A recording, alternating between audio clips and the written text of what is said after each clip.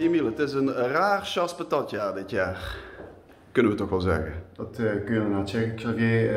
Het is eigenlijk een non-existent jaar voor Chasse Patat. We zagen natuurlijk al in maart dat het hartstikke verkeerd ging. We hoopten dat we dit jaar toch nog iets konden organiseren. We hebben nog een paar pogingen toe ondernomen, maar al snel bleek dat het gewoon niet haalbaar was. En dan moet ik ook eerlijk zijn, Chasse Patat is natuurlijk heel belangrijk, maar we moeten onszelf ook een beetje relativeren.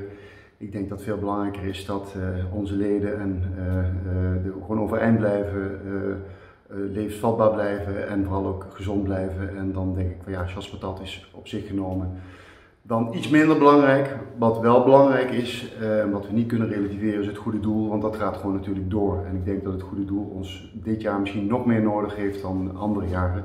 Dus daar willen we dit jaar eigenlijk wel invulling aan geven. Dus ondanks dat er geen editie is geweest van Chasse Patat, hebben jullie toch gekozen om wel een goede doel te kiezen? We hebben even de bankrekening gekeken en de bankrekening laat het toe om toch dit jaar nog een cheque uit te reiken. En dat willen we eigenlijk graag voor het jaar doen, einde van het jaar doen, in het kader ook van de kerstgedachte. En onze Goede Doelencommissie heeft een heel mooi goed doel dit jaar uitgekozen.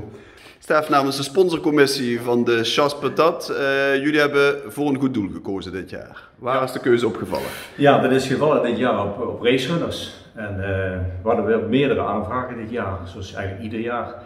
Alleen, we hebben als Goede Doelencommissie ook een aantal criteria aangelegd. En het is wel belangrijk om dat even met elkaar te delen. Het belangrijke criteria zijn dat het regionaal is. Dat het geen organisatie is die van heel veel andere kanten groot geld krijgt, dus geen Alzheimer Stichting of iets anders, maar dat het iets met sport te maken heeft en wat heel belangrijk is, en heeft dit jaar wel de doorslag gegeven, dat het iets te maken heeft met mensen die een beperking hebben, het zij jeugd, het zij volwassenen. En dit jaar is het doel gevallen op racerunners. Dat is een initiatief van de Atletiekvereniging Maastricht, waarbij jonge mensen, maar ook volwassenen, zeg maar, met behulp van een soort racebike geholpen worden om weer te bewegen.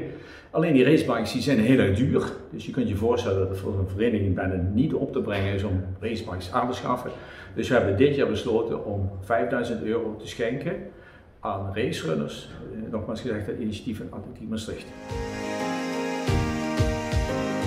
Racerunning is een soort loopfiets, racerunner, voor mensen of kinderen die moeite hebben met lopen, wel een loopfunctie hebben, maar niet zelfstandig kunnen lopen. We zijn met 2 leden begonnen, maar inmiddels is het uitgegroeid tot 10 leden en er zijn wel meer mensen die daaraan willen deelnemen. Maar goed, we moeten ook voldoende racerunners hebben. Ja, want dat is toch wel een struikelblok. De kosten voor zo'n racerunner die lopen vrij hoog op. Hè? Welke bedragen moeten we dan denken? Nou, een racerunner kost €2500. Ik vernam ook dat het sociaal binnen Atletiek Maastricht enorm leeft, het project. Ja. Hè? Mensen ondersteunen het, worden er enthousiast van.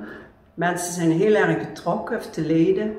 Dus dat is gewoon wel heel leuk. Maar ook het leuke van de racerunners is, ouders zijn heel erg betrokken en zijn heel erg enthousiast.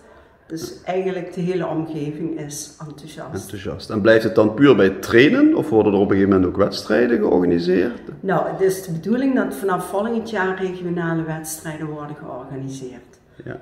Dus alleen heb je dan weer het vervoer nodig, want de racerunners zijn best groot. Dus dat brengt ook weer extra kosten mee. Ja. Dus deze donatie vanuit de Chasse Patat is daar zeer welkom. Ja, daar zijn we heel blij mee. Okay. Veel succes in komend jaar. Dankjewel.